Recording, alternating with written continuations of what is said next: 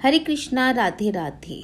ओम नमो भगवते वासुदेवाय। आप सबको निर्जला एकादशी की हार्दिक शुभकामनाएं। ज्येष्ठ माह के शुक्ल पक्ष की एकादशी विधि को निर्जला एकादशी कहा जाता है और इस दिन ही इसका व्रत भी किया जाता है। सभी एकादशियों में से निर्जला एकादशी व्रत सबसे महत्वपूर्ण है, क्योंकि निर्जला एकादशी व्रत करने से सभी एकादशी व्रतों का पुण्य प्राप्त होता है। पूरे वर्ष भर में 24 एकादशी तिथि होती है। इनमें से सभी एकादशी को अलग अलग नामों से जाना जाता है। एकादशी व्रत भगवान विष्णु को समर्पित है। पौराणिक कथा के अनुसार निर्जला व्रत को महाबली भीम ने भी किया था। इस वजह से भीमसेनी एकादशी भी या पांडवी एकादशी के नाम से भी जाना जाता है। निर्जला एकादशी व्रत की पूजा विधि। निर्जला एकादशी के दिन सुबह जल्दी उठकर स्नान आदि कर स्वच्छ कपड़े पहनने के बाद व्रत का संकल्प करना चाहिए। सबसे पहले घर के मंदिर में दीप प्रज्वलित करना चाहिए। भगवान विष्णु का गंगा जल से अभिषेक करने के बाद फूल और तुलसी पत्र चढ़ाना चाहिए। भगवान को सात्विक चीजों का भोग लगाना चाहिए। इसके बाद आरती करनी चाहिए और निर्जला एकादशी व्रत कथा पढ़नी या सुननी चाहिए। इस दिन भगवान विष्णु के साथ ही माता लक्ष्मी की पूजा जरूर करनी चाहिए। निर्जला एकादशी व्रत का महत्व।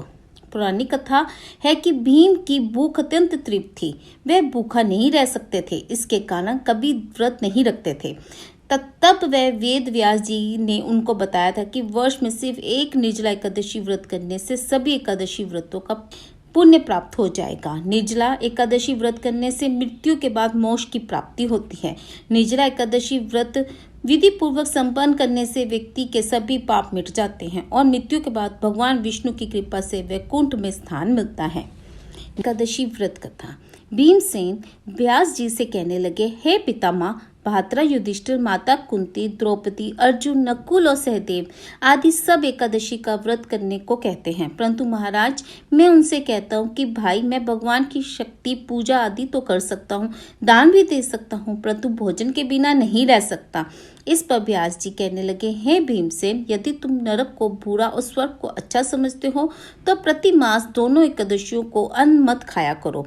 भीम कहने लगे, हे पितामह, मैं तो पहले ही कह चुका हूँ कि मैं भूख सहन नहीं कर सकता।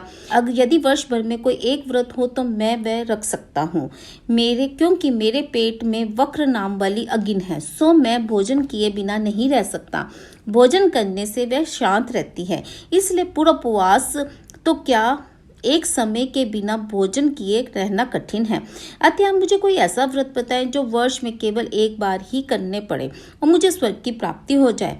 श्री व्यास जी कहने लगे, हे पुत्र, बड़े बड़े ऋषियों ने बहुत शास्त्र आदि बनाए हैं जिनसे बिना धन और थोड़े परिश्रम से ही स्वर्ग की प्राप्ति हो सकती है। इसी प्रकार शास्त्रों के दोनों पक्षों की एकादशी का व्रत मुक्ति के लिए रखा जाता है। व्यास जी के वचन सुनकर भीमसेन नरक में जाने के नाम से भयभीत हो गए और कांप कर कहने लगे कि अब क्या करूं? मास में 2 व्रत तो मैं कर ही नहीं सकता। हाँ, वर्ष में एक व्रत करने का प्रयत्न अवश्य कर सकता हूँ। अतः वर्ष में एक दिन व्रत करने से यदि मेरी मुक्ति हो जाए तो ऐसा कोई व्रत बताएं। ये सुनकर व्यास जी कहने लगे कि वृषभ और मिथुन की संक्रांति के बीच ज्येष्ठ मास के शुक्ल पक्ष की जो एकादशी आती है उसका नाम निर्जला है। तुम उस एकादशी का व्रत करो। इस एकादशी के व्रत में स्नान और आचमन के सिवा जल वर्जित है। आचमन में 6 मास से अधिक जल नहीं होना चाहिए, अन्यथा वह मद्यपान के सदृश हो जाता है।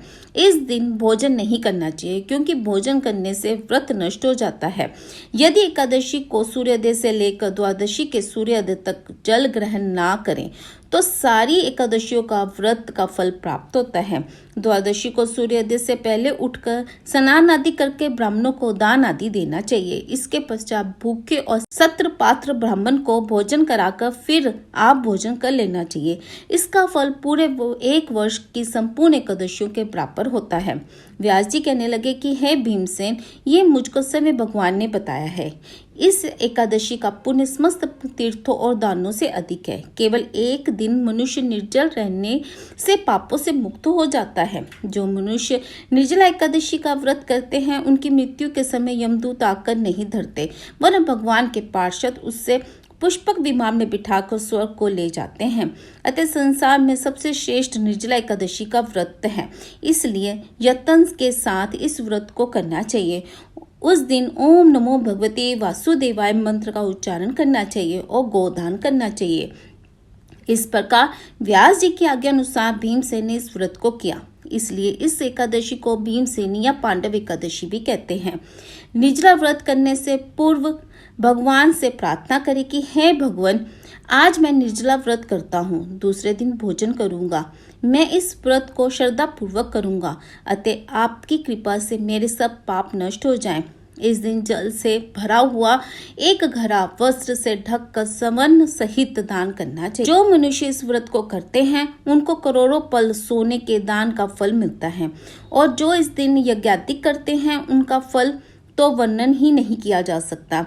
इस एकादशी के व्रत से मनुष्य विष्णु लोक को प्राप्त होता है। जो मनुष्य इस दिन अन्न खाते हैं वह चंडाल के समान है, वे अंत में नरक में जाते हैं। जिनसे निर्जला एकादशी का व्रत किया है वह चाहे ब्रह्म हत्यारा हो, मद्यपान करता हो, चोरी की हो या गुरु के साथ देश किया हो, मगर इस व्रत के प्रभाव से स्वर्ग को जाता है। हे कुंती पुत्र, जो मनुष्य स्त्री और श्रद्धा पूर्वक इस व्रत को करते हैं उन्हें अग्रलिखित कर्म करने चाहिए। प्रथम भगवान का पूजन, फिर गोदान, ब्राह्मणों को मिष्ठान व दक्षिणा देनी चाहिए तथा जल से बड़े कलश का दान अवश्य करना चाहिए। निर्जला के दिन अन्न, वस्त्र, जूती आदि का दान भी करना चाहिए। जो मनुष्य भक्ति पूर्वक इस कथा को पढ़ते या सुनते उन्हें निश्चय स्वर्ग की प्राप्ति होती है। ओम नमो भगवते वासुदेवाय। दोस्तों, अगर आपको मेरी निर्जला एकादशी की व्रत कथा अच्छी लगी हो, इसे अधिक से अधिक लाइक और शेयर जरूर करें, और मेरे चैनल मैजिकल कृष्णा में अगर आप नए हैं तो मेरे चैनल को सब्सक्राइब जरूर करें। हरे कृष्णा, राधे राधे।